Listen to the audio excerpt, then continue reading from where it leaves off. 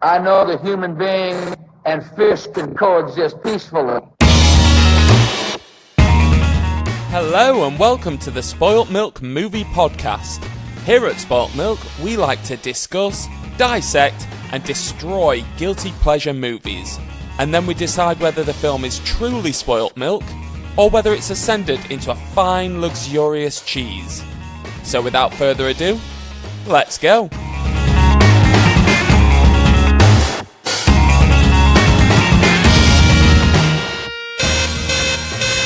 Warning, this podcast is full of spoilers for the title feature, and there's bad language from the start. If you've never seen the film, or you're offended by bad language, you have been warned. Hello and welcome to another episode of the Spoilt Milk Movie Podcast.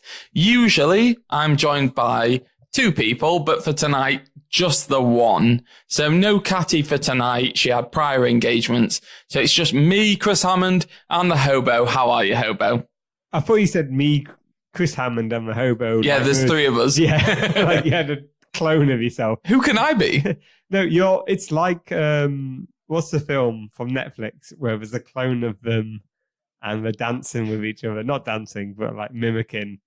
Annihilation. Oh, right. Yeah. I thought you were going for Ex Machina. No. Both Alex Garland, though. Yeah. No, I mean, like, there's a weird multiplied version of yourself. It's a little bit like... I can do a dance if you want. So I put this out on Instagram recently to say, what would you like us to discuss? And the overriding result was that they wanted to hear our top Oscars 2019 snubs. I think before we go into that, we should just have like a brief conversation about the Oscars. So Hobo, if it's okay with you, I'm just going to go through like the top categories and you can say, I'll only name the winner and you can say whether you thought that was a good decision or whether you would have preferred another film. Is that okay? That is more than fine with me. I'm not sure how many of the Oscar noms I've seen this year. That's fine. So. Yeah, I feel like I'm the same actually this year. I don't feel like it's been a good one this year. I actually drew up a list of my top 8 Oscar like snubs recently. And I felt like that was just as strong a list as the 8 that made it into Best Film. So we'll go through some of like the smaller categories first. We won't spend too long, but Best Animated Feature was won by Spider-Man Into the Spider-Verse. Have you seen that?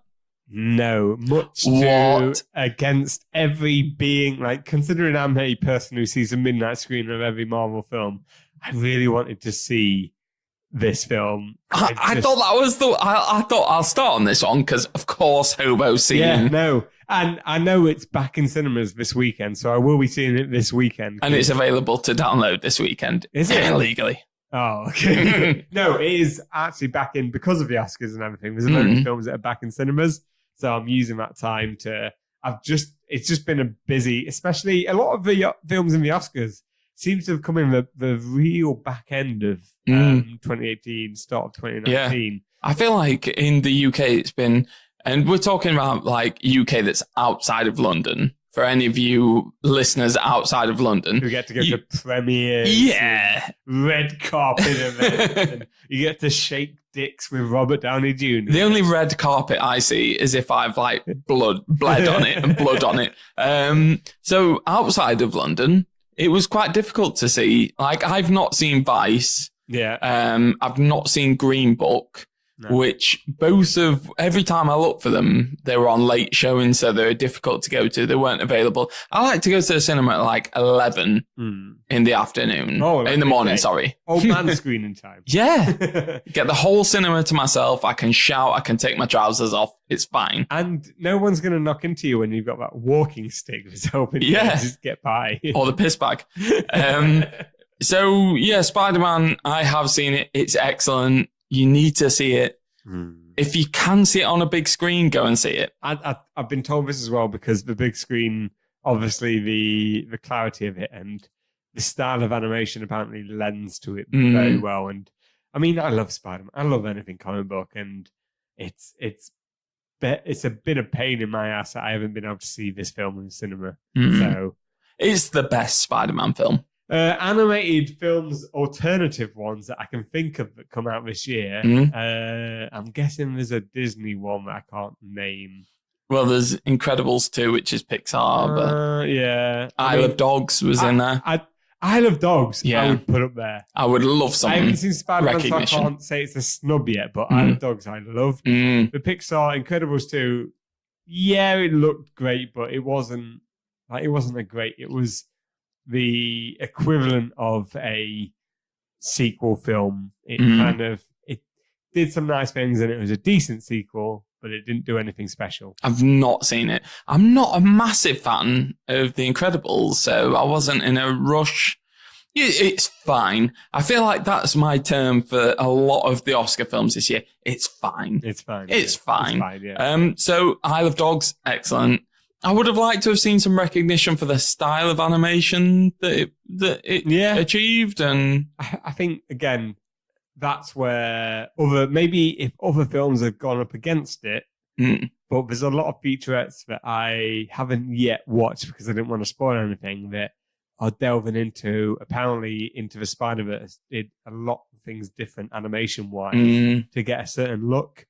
Well, apparently they animated it in the kind of standard CGI and then got someone to draw over that. So they did like the kind of standard comic book drawings over the top of the pre-animated. So that's what I've heard anyway. Yeah. So that's a good way of going about things. Hell yeah. Yeah. That sounds interesting. There's a few points when, because I went to it with my wife and we were like, is this supposed to be 3D? And it's not, because it's a bit, you've got that kind of like 3D blur when you take your glasses off.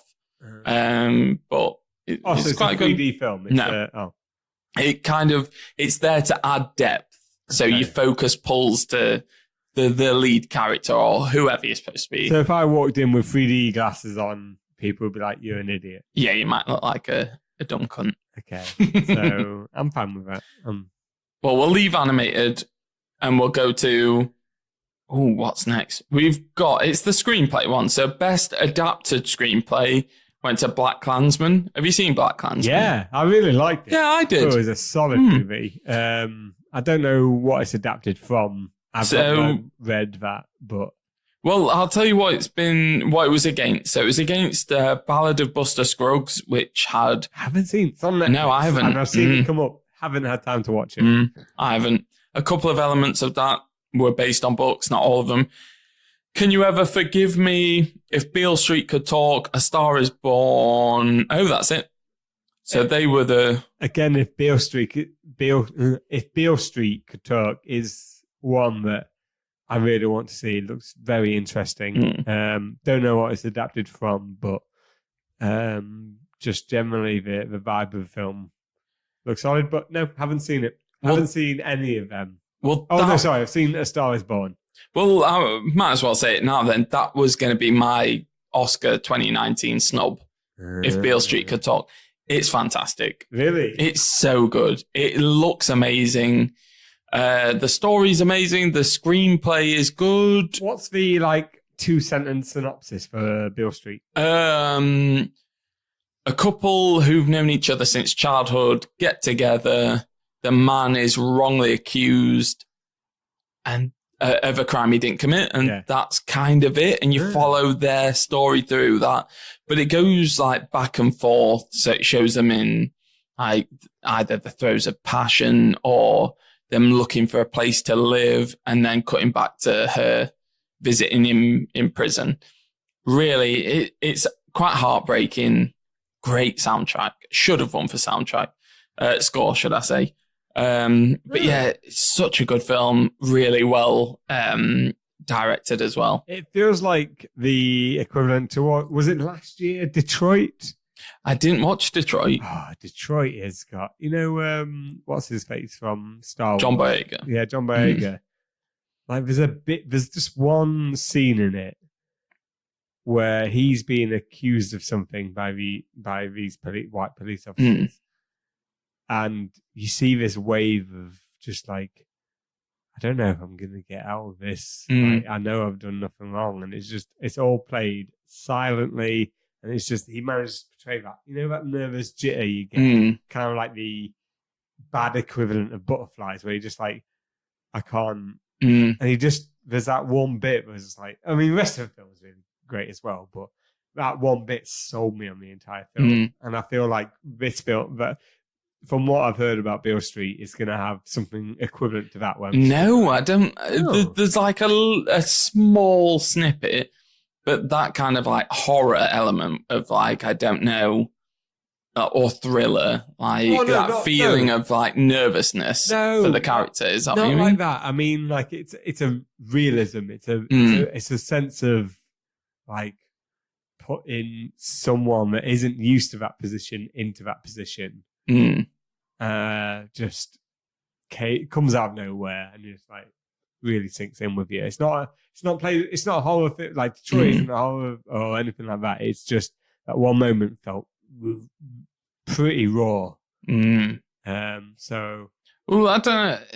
It's a weird one because it's quite like a romantic film as well. But so BlacKkKlansman 1. Yeah, well, BlacKkKlansman's really good, but that's played pretty tongue in cheek. So it's got some real elements in it, but to highlight all this horrific thing, the best way to highlight these horrific things is play it off as a comedy that you then slam home as a real thing at the very end. How do you feel about Spike Lee? Yeah. He's got some big misses on his. He does, like Old Boy. Why would you remake Old Boy?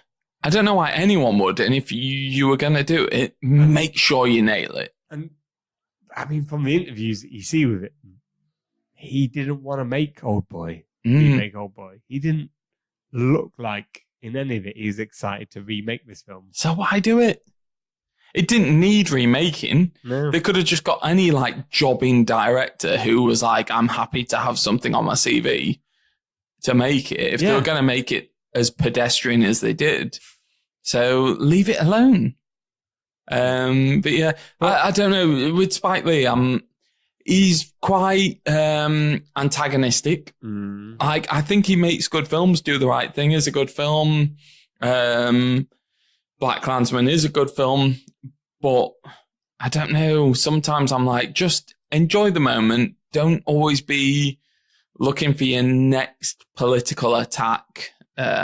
He seems like he's the most blatant example of if you don't enjoy the film you're making, don't make it. While there's other directors who do that and they're just as bad to an extent. The films they put out aren't so massively different. Like you can tell a Spike Lee film that he enjoyed making to a film that he didn't seem to like. It's just such a big. It goes from a great director up there to who is this director? Why he's making some basic errors? And I imagine maybe he's just left it up to other people to edit, and he's not been in the process as much. So. Well, he's a very passionate guy, so he's probably like, if I'm passionate about a project, I'll put all my efforts in. If I'm not, I'm going to phone it in.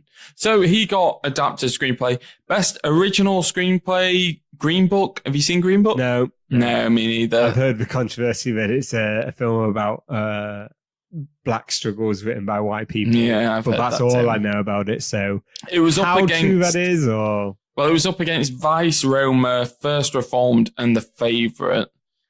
I've seen Vice. Oh, have you? Yeah, I've not. I liked Vice. I really did. I was very interested in the subject matter already. If you compare it to the other film that he made, Big Short is miles better. Oh, I like The Big Short. Big Short is so engaging. It's ridiculous. Vice is interesting and it is engaging to a point, but I think you only watch Vice if you like The Big Short and you like that style of it. I listened to a podcast the other week where someone watched Vice and then watched Big Short. So they'd never seen The Big Short and they watched Vice first. And I feel like, and I don't want to misquote them, but they were actually watching that first and watching Big Short after, that they felt like Big Short was a bit showy and a bit like dumbing it down too much. So maybe it depends on the order that you watch it in. But I get that. Like, The Big Short was It did. It did try to do the Wolf of Wall Street-esque. It tried to make... I mean, it had what's-her-face in a bath. Margot Robbie. Yeah, drinking champagne just to make a point. But at the same time, it was trying to highlight a financial issue that affected everyone.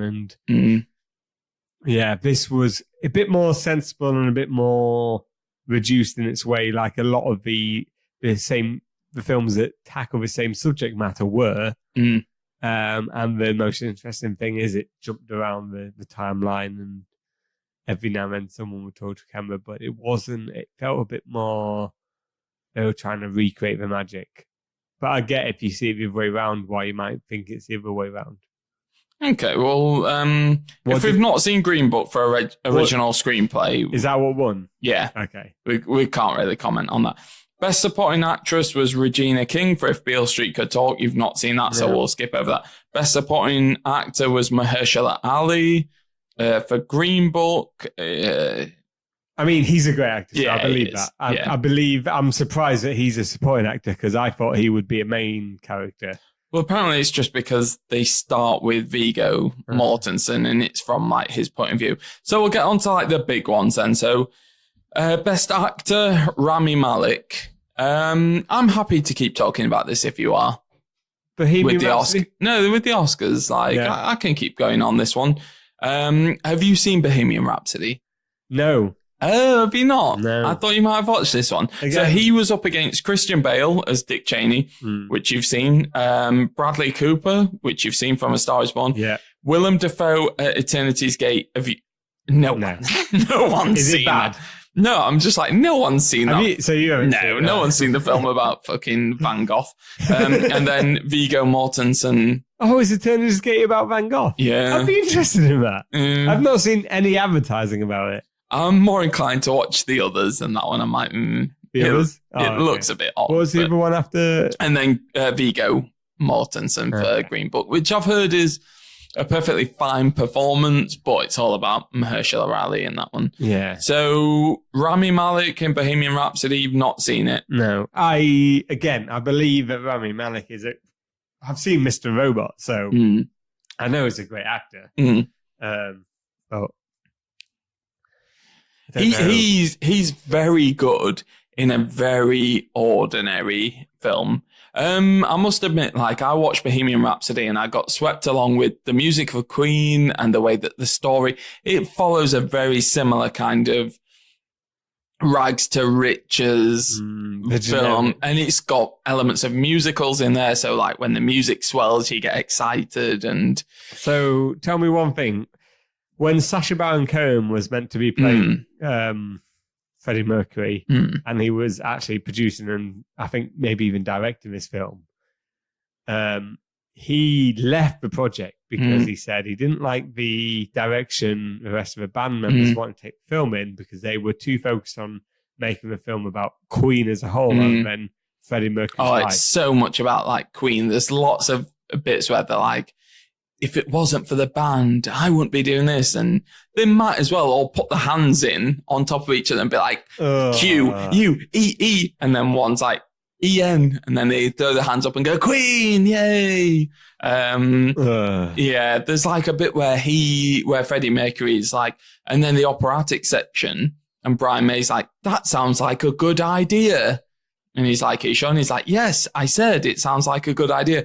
Almost as if Brian May's been like, everyone thinks the operatic section, I didn't like it. I wanted it written in the film that I was on board with it. So it is a very much a Queen story, but it's got great music in, and the Live Aid section at the end is very overwhelming.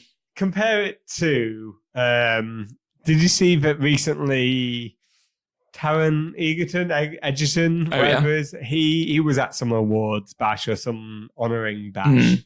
And obviously they said, oh, can you sing Elton? Or, yeah, because he's in that film Starman. Rocketman. Starman, obviously.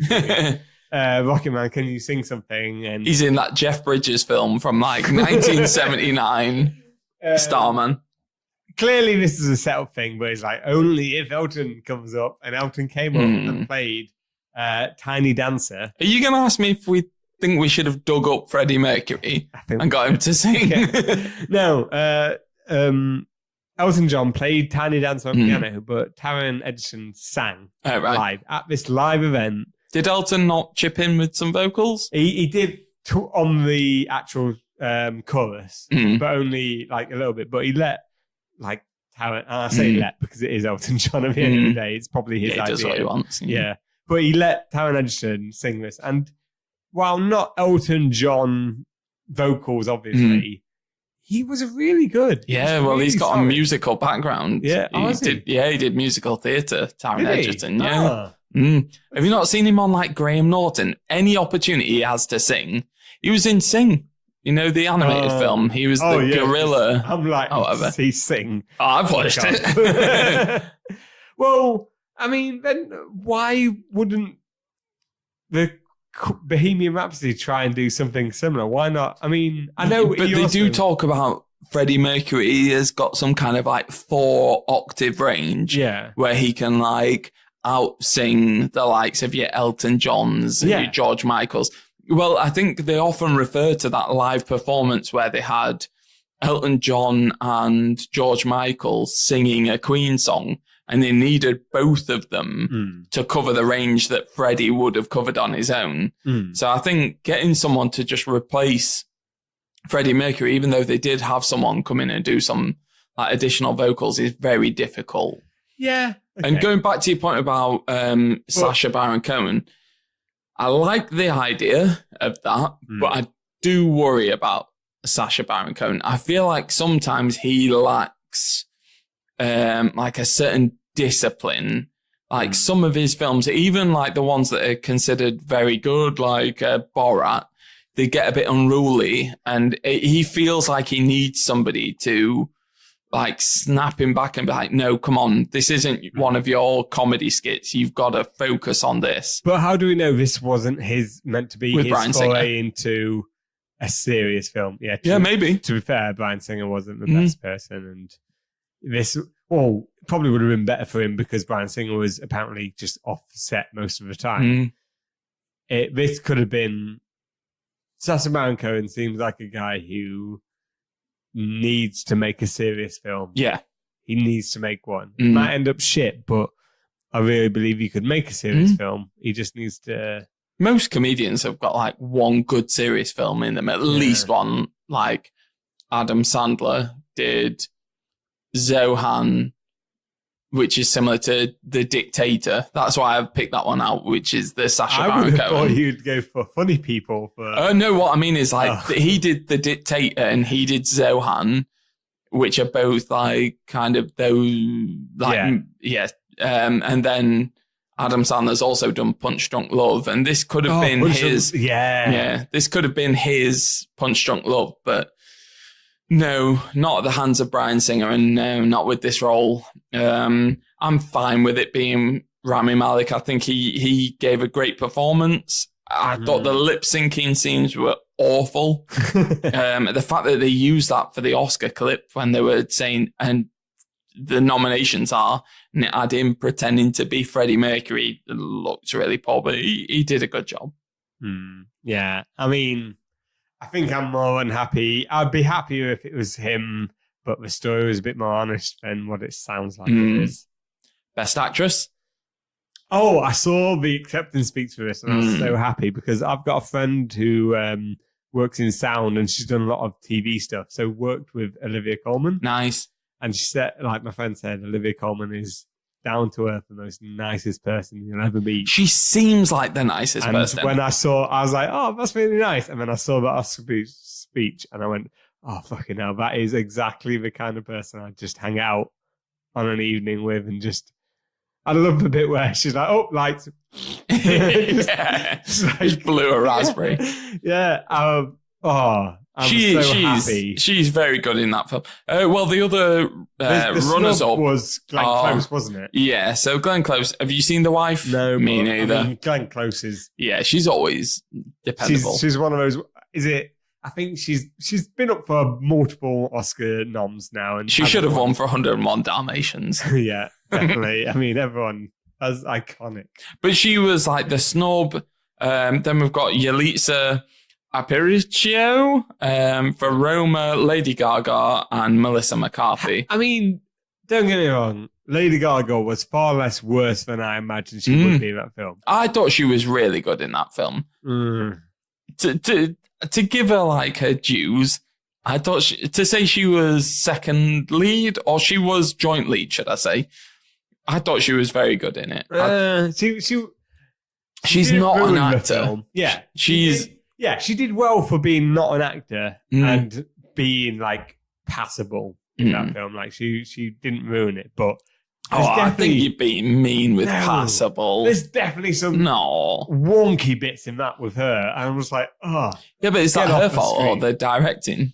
Well, I think to say she's like first time film actor, and he was a first time film director. I think he's got more experience with not directing though. Yeah, but Andy was acting in it. I think that's a massive achievement. I imagine they would have been editing around her performance than them editing around his directing ability. I don't know. I don't know. I thought she was really good in it. I really enjoyed that film. Her. Like I wish a lot more people's first time acting was as good as that. Like, I can't think of any examples, but I've seen somewhere they're good actors now. First time, not so much. I mean, even Samuel Jackson, relevant to Coming to America. Yes, like his first acting isn't the best. No. He's not that great now. He's okay. But yeah, definitely I was over the moon for Olivia Colman. Yeah. Like to say she's come from things like Peep Show and what am I thinking of? The Edgar Wright film Hot Fuzz. Yeah. But she made my I don't tend to care about the Oscars too much, but seeing her accept that award, I was like, that made it.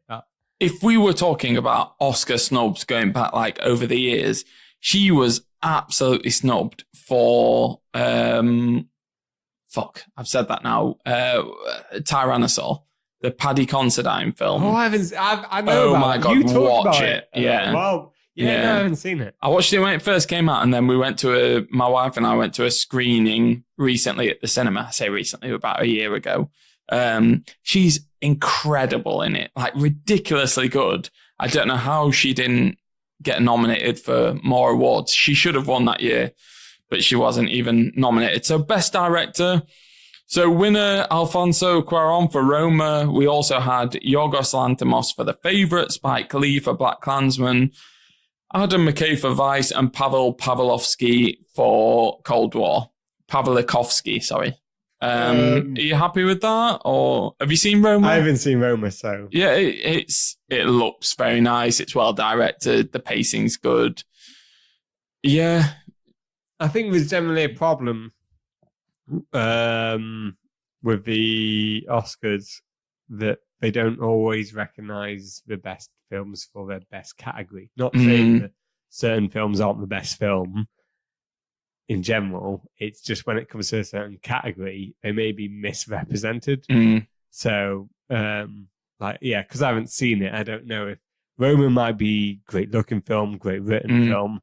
It might not be the best directed film, or it might be the best directed film. But he did have two non-actors in his lead roles, so he directed them well and directed. Yeah, and he did his own cinematography. I didn't know about that, so yeah.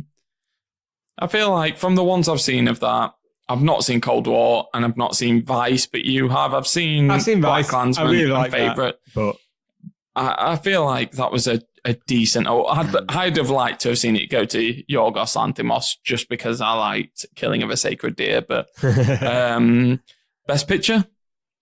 So the big one of the night went to Green Book. No, not seen it. What else was nommed? Right, okay. So Green Book, neither of us have seen. Peter Farrelly film of the Farrelly brothers, Dumb and Dumber fame, Kingpin. The other films... Green Book was by the Farrelly brothers? No, it's, one of. So Peter Farrelly directed Green Book. Yeah, fucking hell. maker of Me, Myself, and Irene.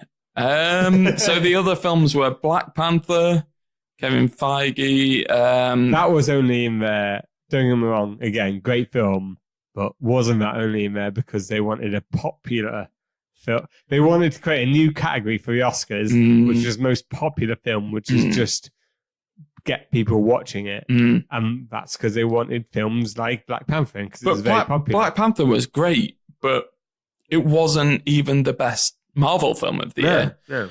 Infinity War was ridiculously good. Yeah. Black Klansman, I don't know about you. I'm like, with Black Klansman, I'm like, it was fine. I feel like I've seen a lot of films that are equal to or as good as Black Klansman. I don't know. It was the same year. Sorry to bother you. Same year. Better than good Black Klansman. Yeah. Like, miles better. I've not seen Sorry to Bother You, but I've heard everyone's like, yeah, that's a better film. I really like Black Klansman, but when watching it, I was like, I'm not, because I watched them kind of back to back, and I watched Sorry to Bother You because I thought Black Klansman would be better. And like I've told you about the sort of switch without ruining anything. I was like, oh my God, I love this film. Maybe that's just because I'm more geared towards. Yeah, I've still not seen it yet, so don't. But I was like, I love this film. And then I was watching Black Klansman. I was like, this feels like the film I should be more interested in because of its context and the historical sort of accuracies they go for.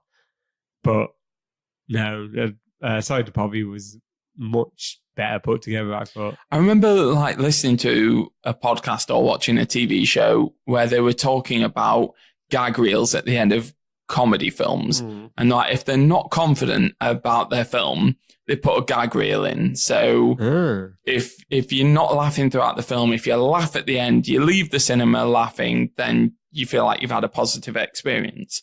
And I feel like with Black Klansman, it was a good film. And then they threw on tagged that bit on at the end where there was like live footage from that car running through a load of people at a protest. And I was like, I felt like that was like, you've not nailed your message enough that you're having to tag on these really powerful real life moments. I might be wrong. Next one, Bohemian Rhapsody. Yeah, it's not a best film, not even close to. It's fun and good music, but nowhere near. The Favourite, yeah, I'd have liked to have seen that up there.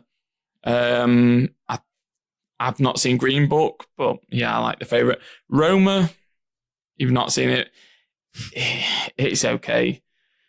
It's very slow. There's like 7 or 8 really good bits in it. It could have done with losing about 40 minutes. A Star is Born. We both like it's good, but not the best film of the year. I was surprised of how much I liked that. Yeah, me too. I went in thinking I know the formula, and you know what? It did a lot to surprise me. It also did a lot stupid. So there's a bit. I mean, the opening. You've seen it, yeah? So the opening, we're meant to root for Lady Gaga's character. She's a person who doesn't want to turn up for a job on time. Are you siding with the fucking manager who's like, you should be on time to your shit shift? Yeah. If you're a manager, like, as a manager, I'd be happy to let someone go early so they can do what they want. As long as they fucking Nobody sides with the manager in this film. I am siding. This is like the Mrs. Doubtfire conversation we had earlier, where, like, at the time, you're like, oh, yeah, Lady Gaga should get to do whatever she wants because he's the star. Yeah. And then you watch it back and went, no, the manager's the good guy. The manager is Pierce Brosnan in this Lady Doubtfire.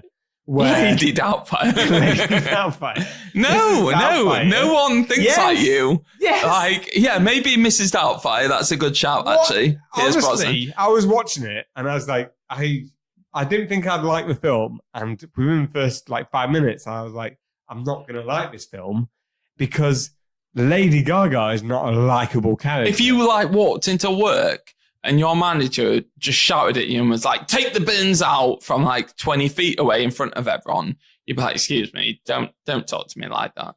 Yeah, well, no. Take the bins out. No.